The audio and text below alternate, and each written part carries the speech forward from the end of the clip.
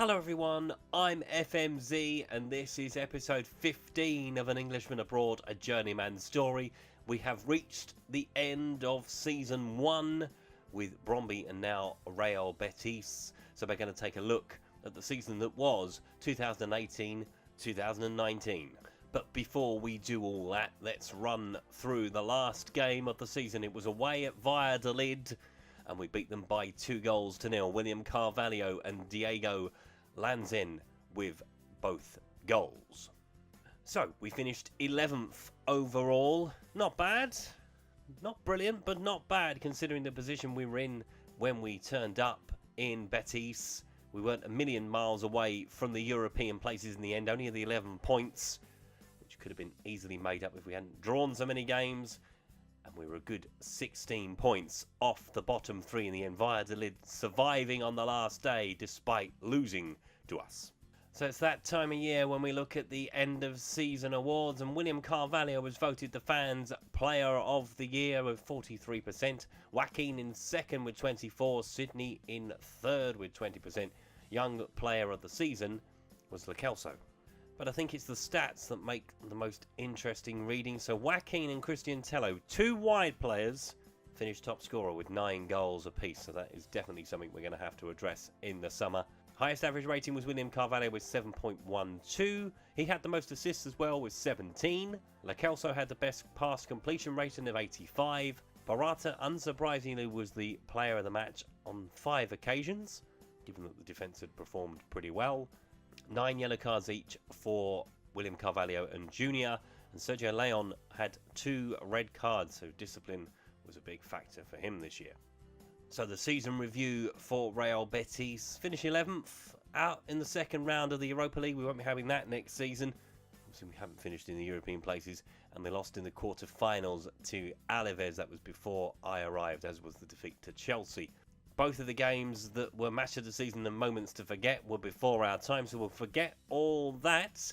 We'll take a quick look now and see what happened with the end of the season with Bromby. And it didn't end well for Bromby either. Now, they do have 2 games to play, but obviously they cannot overhaul AGF. One good thing for them, they have qualified for the Europa League next year, so congratulations to them. That was by virtue of winning the DBU Cup, but they didn't have such great form after I left.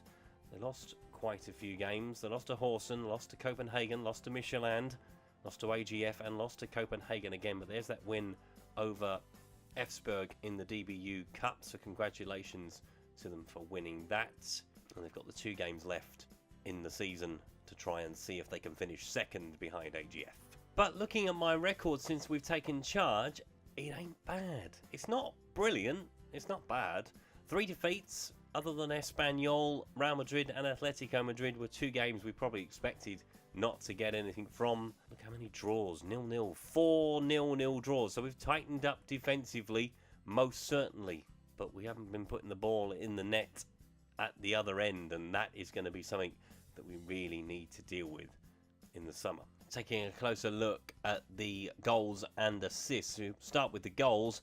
Ironically, a man that's not even at the football club has scored more goals than the rest of our team. Alex Alegria, who is on loan at Sporting Gijón, pressing forward, will certainly be someone we have a look at in pre-season. So yeah, Christian Tello and Joaquin were the 2 best scorers, and Sergio Leon with 8, Lauren with 7. So it's definitely something we're going to have to try and deal with in the summer. We haven't got strikers who put the ball in the net, and when you haven't got strikers who don't do that, it's very difficult to win football matches. Looking at the assist chart, we've already mentioned William Carvalho.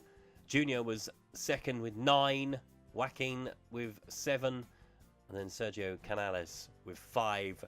The rest of them 4 3s, 2s and 1s. But looking at the team stats, and I thought this would be interesting to have a look at. So we were the 15th highest scorers, so only 5 teams scored fewer goals in the league than we did. Given we finished 11th is pretty poor, but goals conceded 8th best.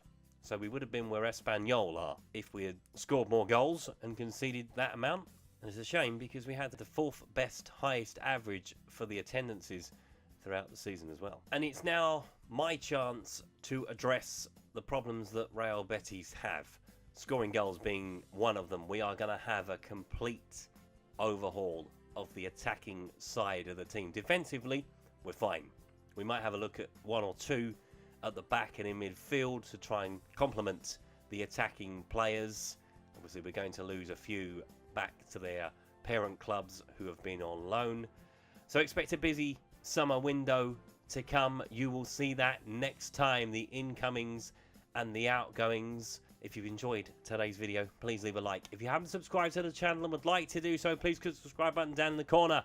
That was episode 15 of An Englishman Abroad, a Journeyman Story. Season 1 has been wrapped up. Next time we come back for Season 2, and it's transfers. Hopefully, transfers galore. Fingers crossed. I'll see you next time. Thank you very much for watching.